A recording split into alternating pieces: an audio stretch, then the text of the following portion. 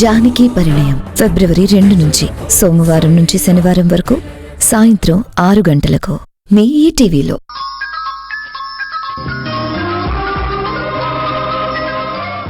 మీరు అంతా కలిసి నాటకాలు ఆడుతున్నారు కదా?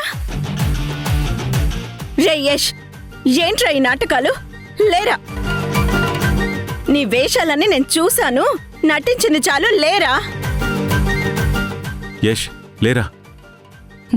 యష్ ఇంక చాలు, లే.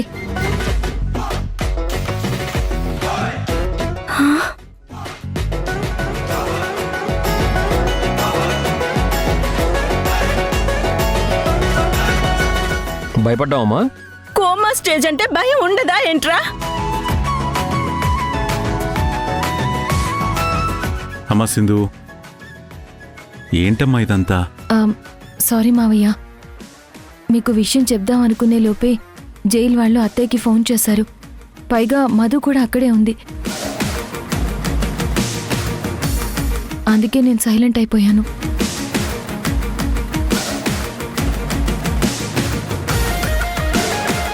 అసలు ఏమైందంటే, జైల్లో యష్ మీద అటాక్ ప్లాన్ చేసింది ఎవరు అనేది మూర్తిగారి ద్వారా ఎంక్వైరీ చేస్తే తెలిసింది. ఆ పొలిటీషియన్ జైల్లో శంకర్ అనే వాడికి సుపారీ ఇచ్చి ప్లాన్ చేశాడని, ఆ శంకర్ 8 మర్డర్లు చేసి జైల్లో ఉన్నాడు అని నాకు తెలిసింది.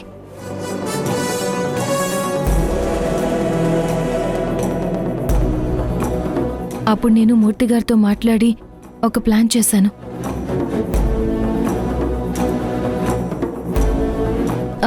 బాబాయ్ గారు, ప్రతిసారి జైల్లో నా భర్తని నేను కాపాడుకోలేను. ఈ కోర్టు రిమాండ్ అయిపోయే వరకు నా భర్తని నేను జాగ్రత్తగా చూసుకోవాలి. అందుకు నా దగ్గర ఒక ప్లాన్ ఉంది, దానికి మీ హెల్ప్ కావాలి అన్నాను. మూర్తిగారు తప్పకుండా చేస్తాను, చెప్పండి అన్నారు. అప్పుడు నేనేం ప్లాన్ చేశానంటే,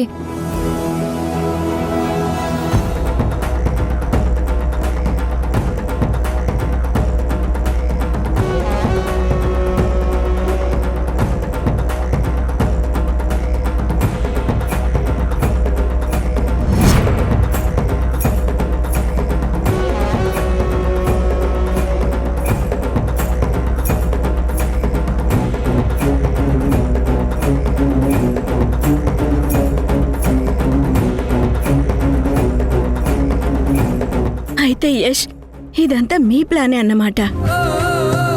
నిజం అనుకొని నేను ఎంత భయపడిపోయానో. అమ్మా, ఇది నా ప్లాన్ కాదమ్మా. నా భార్య సింధు సోలోగా వేసిన ప్లాన్.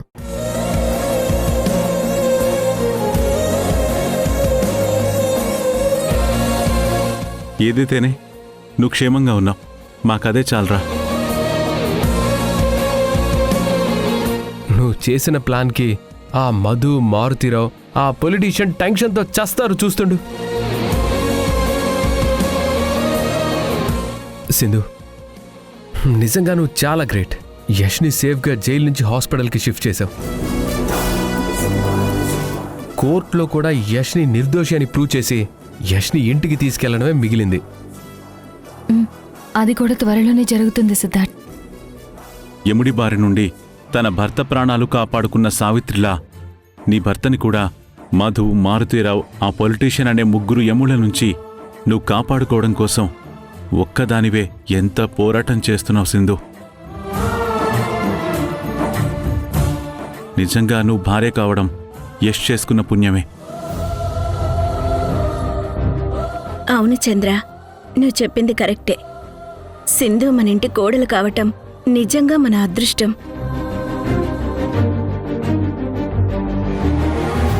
నా కొడుకు క్షేమంగా ఉండటం కోసం పెద్ద యుద్ధమే చేస్తుంది. సరే, నేను దేవుడికి దండం పెట్టుకొని వస్తాను. అలాగే.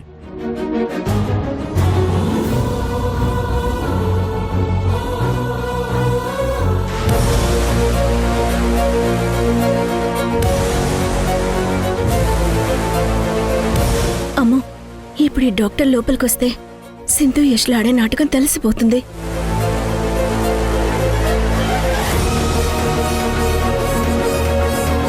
రే యష్, పడుకోరా. ఏమైందమ్మా? ఆంటీ, నేను చెప్పేది విని త్వరగా పడుకోరా. అమ్మా ఏమైంది? అత్తయ్య ఎందుకంత కంగారు పడుతున్నారు? ముందు నువ్వు పడుకోరా. అమ్మా డాక్టర్ వస్తున్నాడమ్మా. ముందు నేను చెప్పింది చెయ్యి. అయ్యో, ఆక్సిజన్ మాస్క్ పెట్టుకో. ఆక్సిజన్ మాస్క్ పెట్టుకొని కళ్ళు మూసుకో. త్వరగా పడుకోరా. డాక్టర్ వస్తున్నారా, త్వరగా పడుకోరా.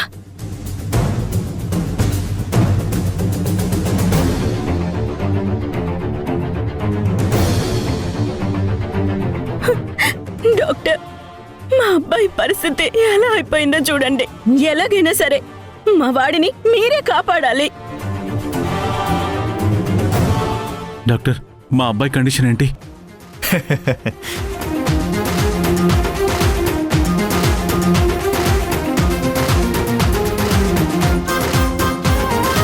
నా కొడుకుని కాపాడమంటే అలా నవ్వుతారేంటి డాక్టర్? అమ్మా డాక్టర్ గారికి మా ప్లాన్ అంతా తెలుసు. ముందే తెలుసా?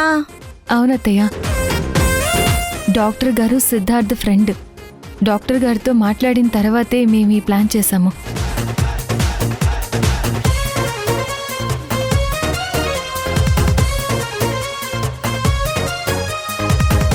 మీ ప్లాన్లో డాక్టర్ గారు కూడా ఉన్నారని నాకు ముందే చెప్పాలి కదా సింధు. మీరాడే నాటకం ఎక్కడ డాక్టర్కి తెలిసిపోతుందో అని నేనెంత కంగారు పడ్డానో తెలుసా? అంతా హడావుడిగా జరిగిపోయిందమ్మా. ఆ మధు మారుతీరావు పొలిటీషియన్ భయపడాలి అంటే ఇలా ఏదో ఒకటి చేయక తప్పదత్తయ్యా. దాము, నువ్వు దేనికి కంగారు పడకు. అన్నీ సింధు చూసుకుంటుంది కదా. ఇది సీరియస్ కేస్ అని, యష్ కోమాలో ఉన్నాడని జైలర్కి చెప్పాను. సో కొన్ని రోజుల వరకు యష్ ఈ హాస్పిటల్లో ఉండడానికి ఏ ప్రాబ్లం ఉండదు. ఉమ్.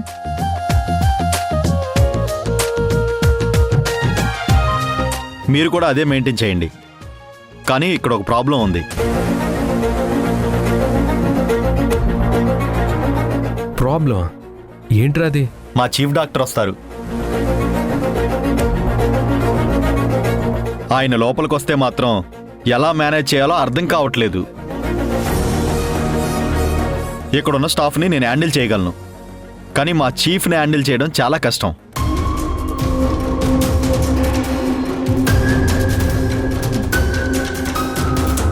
పైగా యష్ రిమాండ్ ఖైదీ కదా. ఏ చిన్న పొరపాటు జరిగినా ప్రాబ్లం ఫేస్ చేయాల్సి ఉంటుంది. నేను నా జాబ్ని రిస్క్ చేస్తున్నానమ్మా. ఈ విషయం ఎక్కడా లీక్ కాకుండా చూసుకోండి, లేదంటే నా జాబ్తో పాటు నా కెరియర్ నా లైఫ్ మొత్తం పోతుంది. మీరేం కంగారు పడకండి డాక్టర్. ఇక్కడున్న మనకి తప్ప ఈ విషయం ఇంకెవరికీ తెలీదు. మీకు ఎలాంటి ప్రాబ్లం రాదు. మాకు ఇంత హెల్ప్ చేస్తున్న మీకు ప్రాబ్లం ఎలా రానిస్తాం చెప్పండి? యష్ ఈ హాస్పిటల్లో కొన్ని రోజులు మాత్రమే ఉంటాడు. అవునరా, ఏ రిస్క్ రాదు, టెన్షన్ పడకు. సరే, జాగ్రత్తగా ఉండండి. నేను కాకుండా ఇంకెవరొచ్చి అడిగినా రిపోర్ట్స్లో ఉన్నదే చెప్పండి. Okay doctor. అలాగేనమ్మా.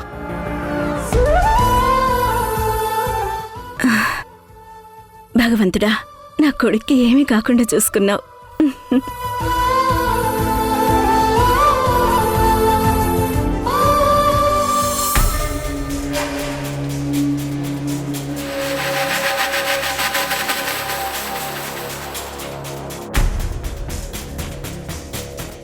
ఆ సింధు బంతి లాంటిది.